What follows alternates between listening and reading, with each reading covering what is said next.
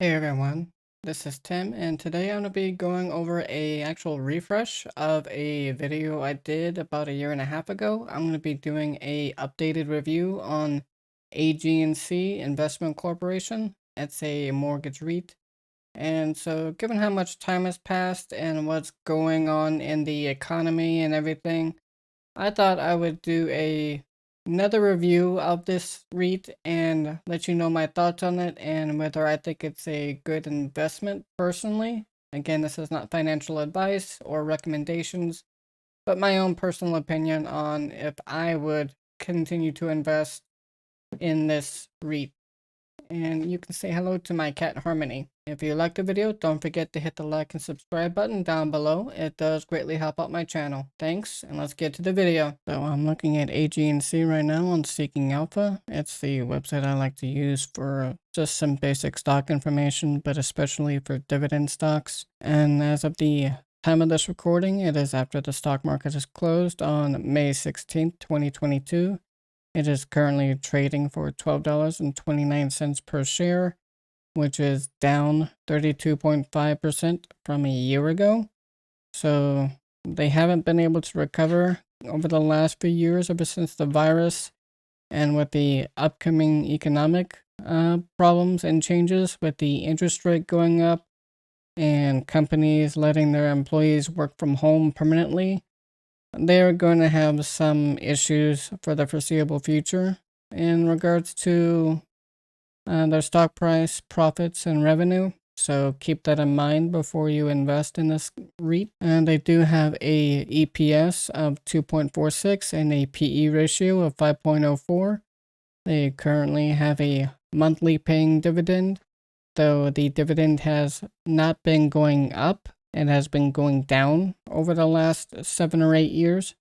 So back in 2014, they actually had a 20-cent dividend per month. Then it went down to 18 cents, and now it is down to 12 cents per share, which is the 11.62% dividend yield. Just to go into the basic company profile, AGNC Investment operates as a real estate investment trust, better known as a REIT. In the United States, the company invests in residential mortgage pass-through securities and collateralized mortgage obligations for which the principal and interest payments are guaranteed by the U.S. government-sponsored enterprise or by the U.S. government agency.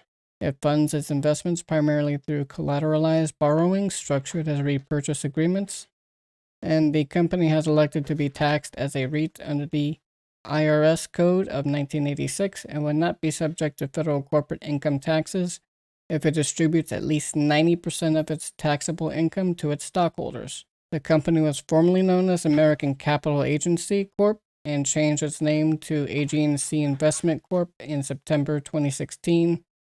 It was incorporated in 2008 and is headquartered in Bethesda, Maryland. It has around 50 employees. It was, again, founded in 2008. And as you can see just in this chart here, it looks as an annual, it's doing okay. As you can see in 2017, their revenue did pretty good, but then it dropped quite a bit in 2018. It went back up in 2019 and then crashed hard, actually into a loss of 27 million in 2020. It did come back up to 800 million or so in December of 2021. Sorry, so it's actually for the whole 2021. And then right now there's only an estimate of 1.47 billion. But from what I've seen in their actual revenue and profits and everything, I am not really sure that they're going to make that. They do have a payout ratio of only 48.32%, so that does leave some room for a cash cushion, as you'll see in a few minutes when I go over more of their financials in detail. They do have a decent amount in cash in reserve, but I don't know how long that will last because it has a negative 6.73% 5-year growth rate. As I said, they've been cutting their dividends, not raising them.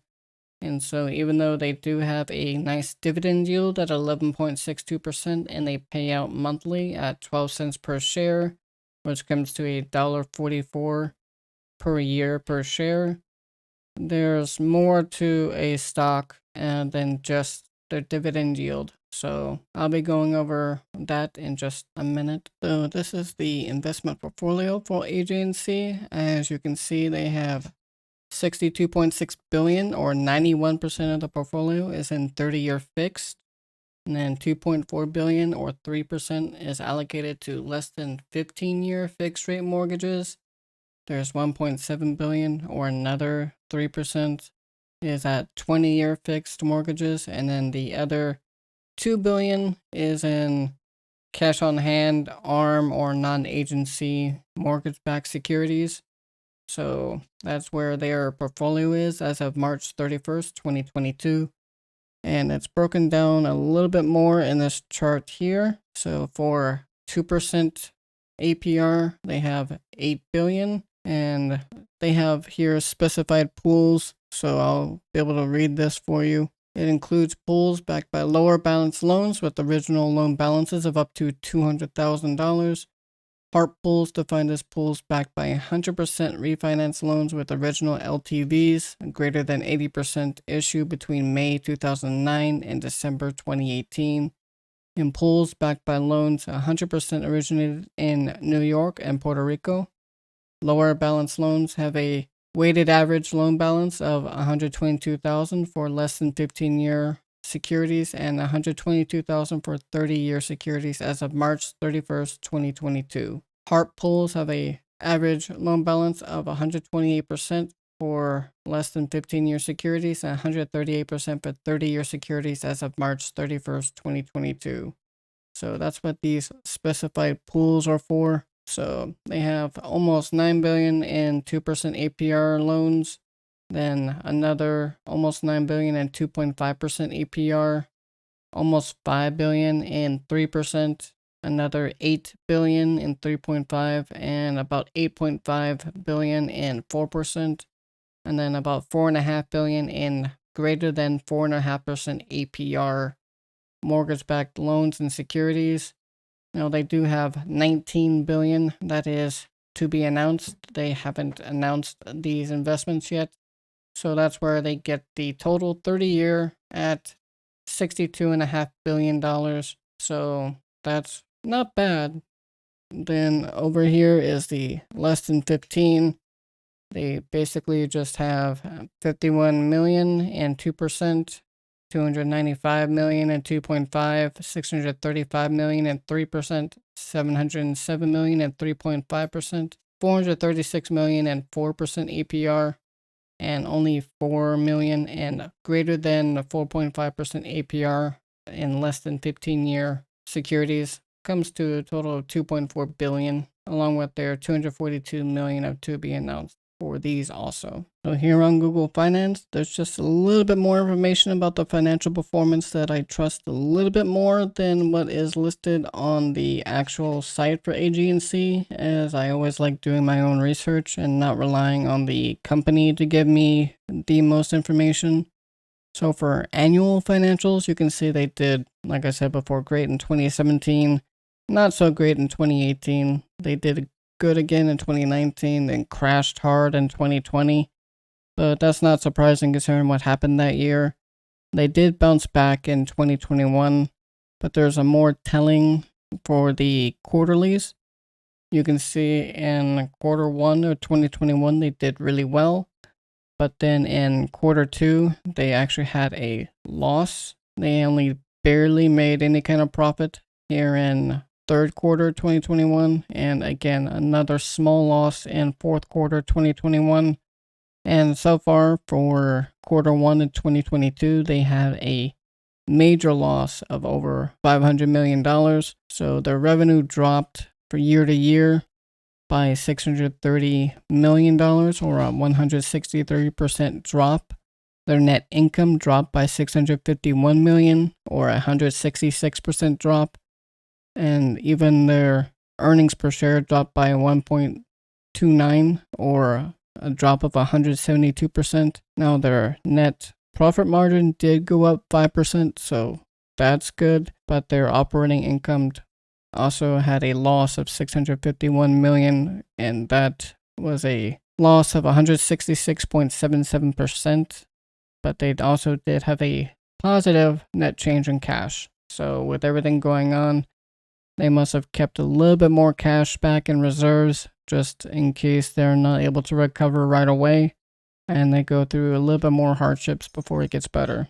So their change in cash went up 203% year over year. Now for just a little bit of fun, I went to marketbeat.com/dividend/calculator just to see what would happen if you were to start out with 100 shares. So in this case, if you were to already have bought 100 shares of AGNC, which at this point would be around $125 or so for 100 shares, and the current share price, the annual dividend yield of 11.62%, I did put an expected annual dividend amount increase as 0 because, like I said in the video, they actually decreased their dividend over the last 7 to 8 years, and they haven't had any growth either, but I'll be kind and give them just a 1% growth per year, though for right now, until they're able to recover, I don't think they're going to be doing that either.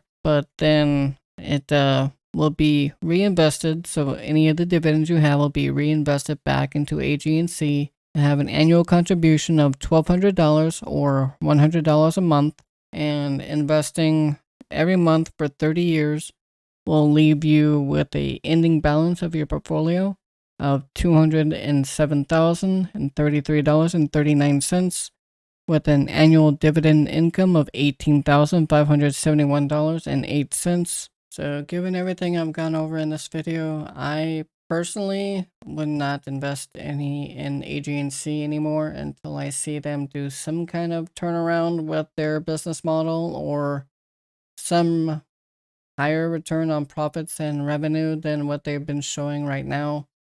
Yes, it is a good dividend stock and I like the company, but for right now, with everything going on, I personally will not be investing anymore in AGNC. I hope you enjoyed the video. If you did, don't forget to hit the like and subscribe button down below. It does greatly help out my channel. And I hope you have a great day. Good luck in the markets.